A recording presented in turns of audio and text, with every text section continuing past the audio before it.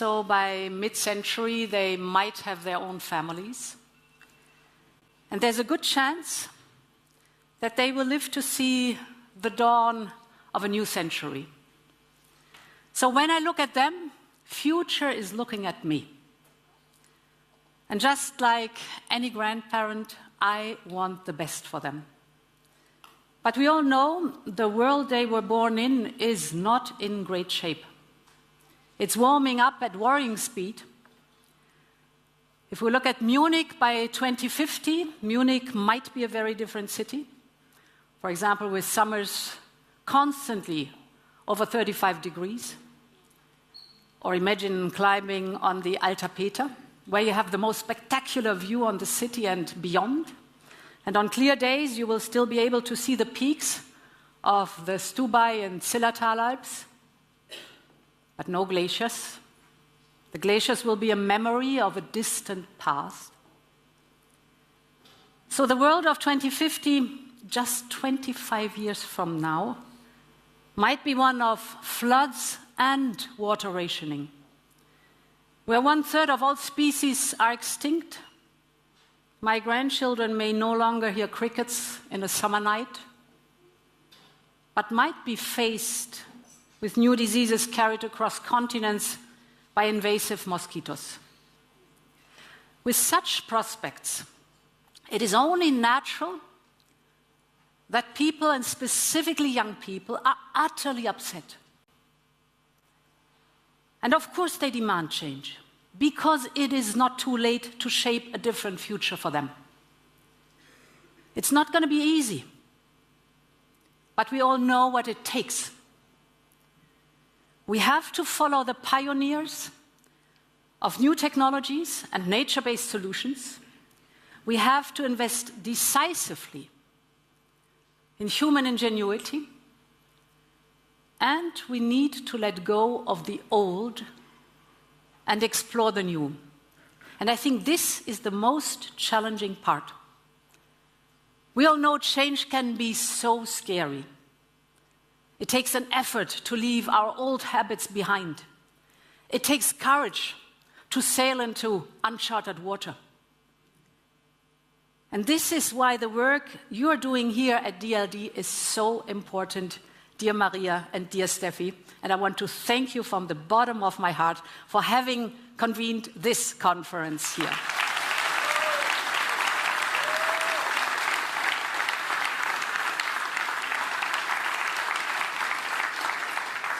Because what you're doing here at DLD is that you are showcasing that a different future is not only possible, but it is happening, and it is exciting. You have listened to your incredible stories, how you are rethinking our relationship with nature. Some of you are creating zero-waste neighborhoods. You've heard the stories. Some are transforming the way we travel and transport things. Some are using artificial intelligence to listen to animals and to hear and learn from them about the health of an ecosystem. So what you are basically doing is you are turning the anxiety for the future into anticipation. You're showing that change can be exciting.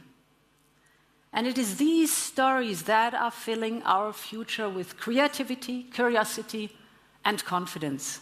And that is priceless. But we all know it's going to be a windy and bumpy road to this future. The good news is that we are not starting at scratch. In the last 5 years, the European Union has taken massive steps into this future. And I think we might not always realize it, but it's all around us. If you look at your smartphones, or for example, all the lights here on stage, 50% of the electricity that we are consuming these days comes from renewables. 50%. 82% of the newly registered cars in Norway were electric vehicles. 5 years ago, this was completely unthinkable. But yet we did it. when Russia invaded Ukraine, Putin tried to blackmail us with our overdependency on Russian fossil fuels. You remember that. We decided to break free from this overdependency on Russian fossil fuels, and I've not forgotten that many predicted we have to go back to coal age. But we did not, because we guided the transformation. And we made sure that Europe moves forward and not backwards. And today, we are producing more electricity from wind and sun than from all fossil fuels combined. The era of Russian fossil fuels dominance in Europe is over for good.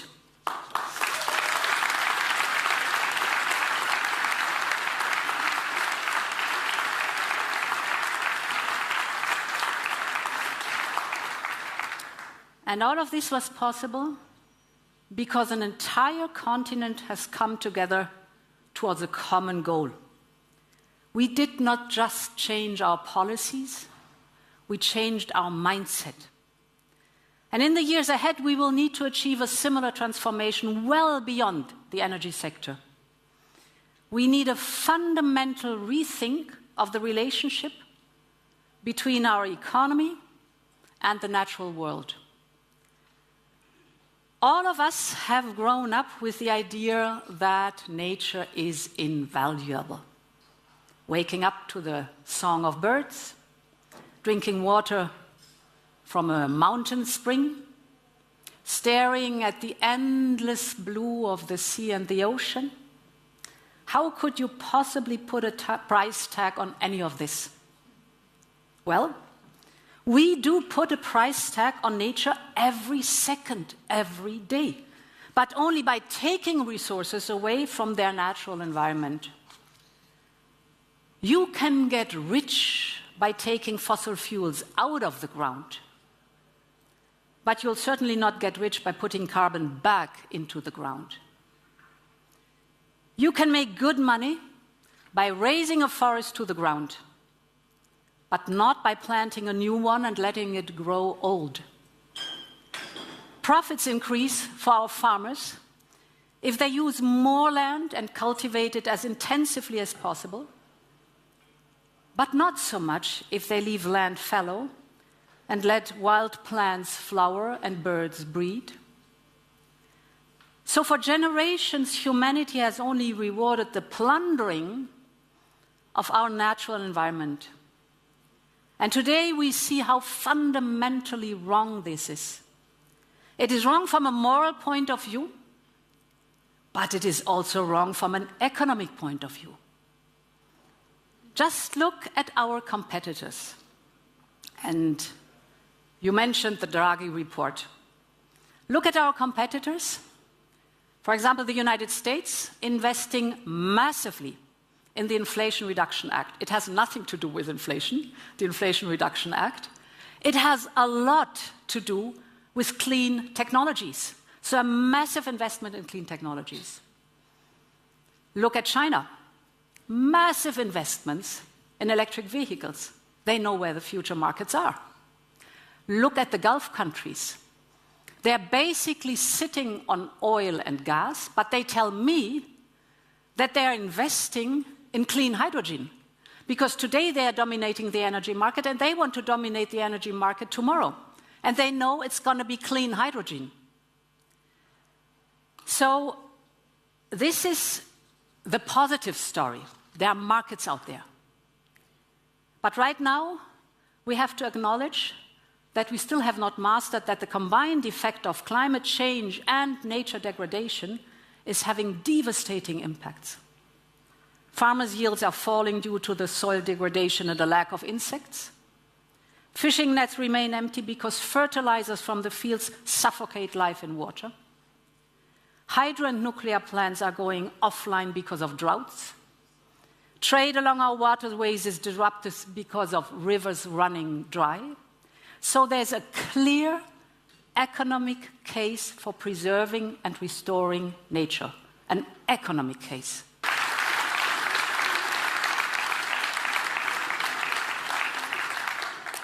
And companies across Europe understand that very well. So let me take you for a moment to the coast of Spain, where the delta of River Ebro shows it. Let me take you to a quarry where clay is extracted to produce cement. Until recently, it was a degraded environment, hostile to animal life.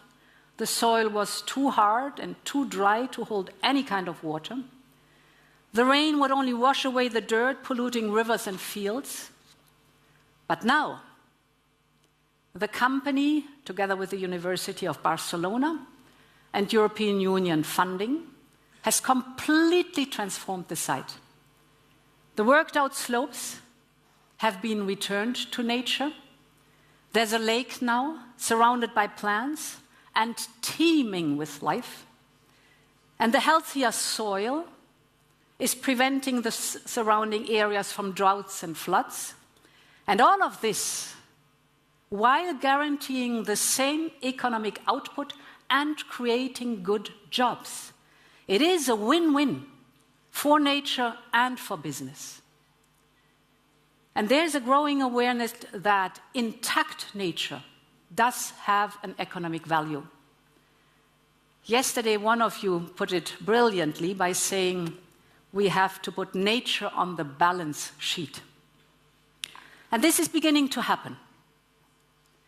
Nature is starting to feature in our company's business plans. Let me give you the example of a Dutch insurance company, for instance, that is offering discounts to customers who install green roofs. Why that? Because it will make the house and the whole neighborhood safer. It will drain excessive rainfall and improve the lifespan of the roof. So it's not only good for birds and bees, but also to reduce future costs for the insurance company. And this shows that a different approach is possible.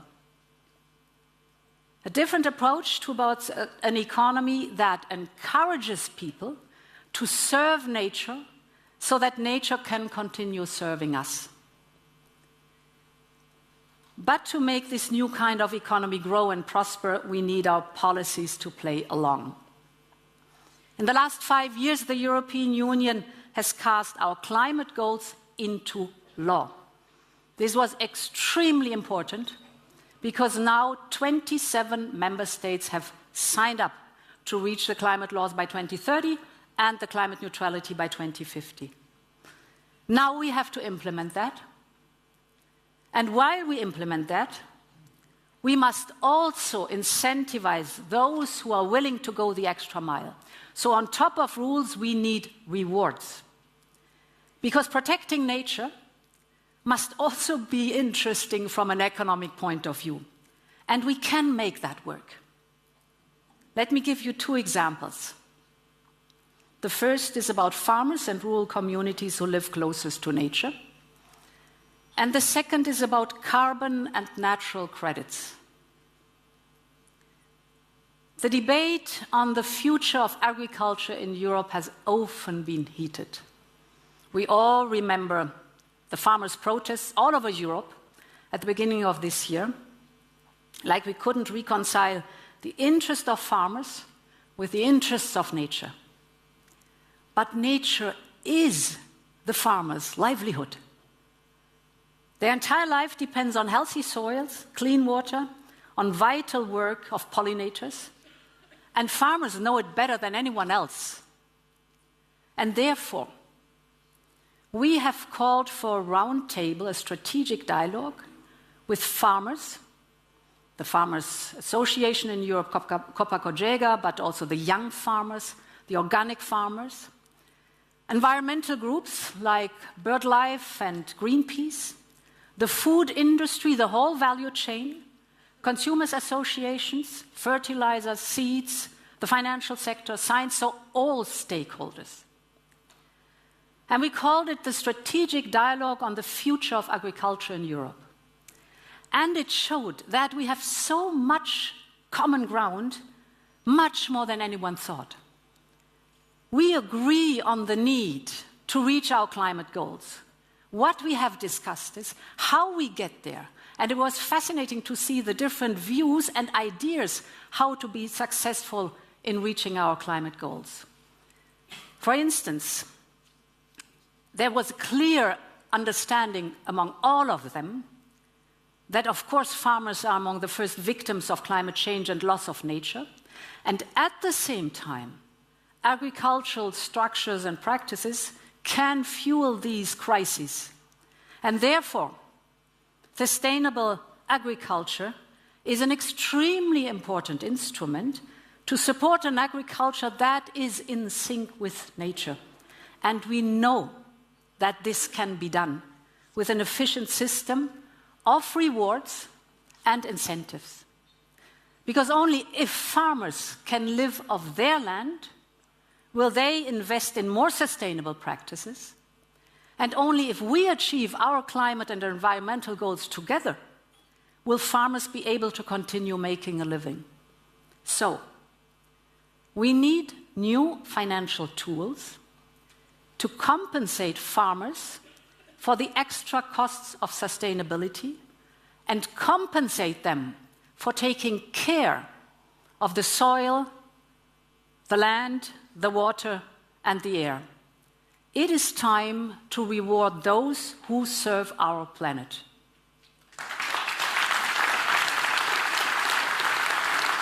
And this leads me to my second point on nature credits.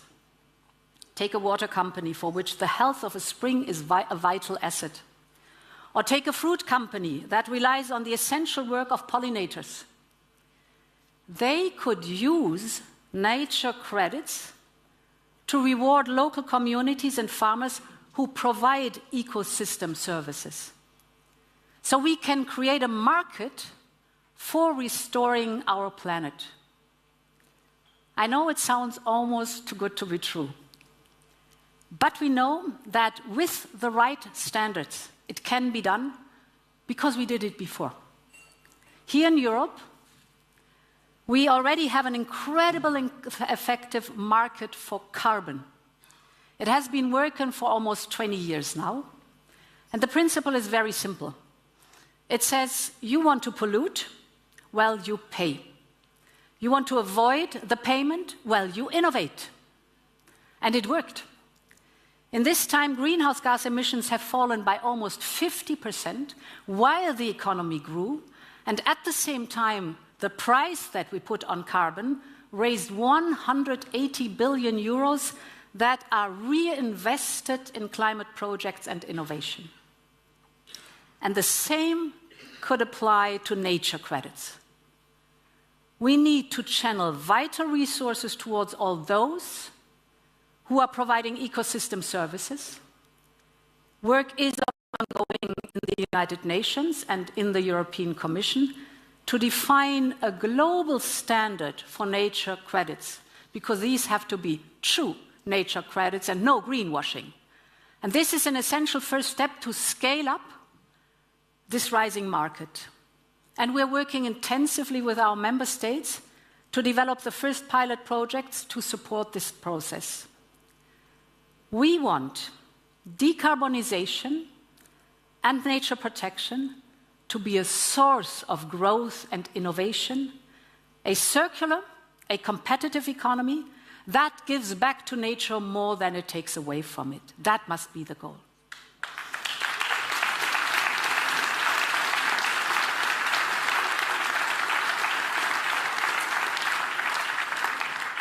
So, ladies and gentlemen, to conclude, since I was a little girl, 70% of all wildlife has disappeared. In other words, in my lifetime, the world has gone off balance because of human action. But in my grandchildren's lifetime, this balance can be restored to allow nature to recover.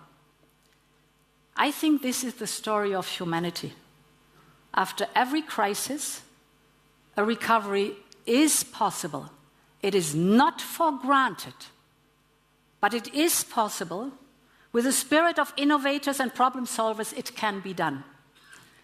And we should always keep in mind that the children of today would never forgive us if we would not rise to the challenge. So let's do it. Long live Europe. Thank you very much.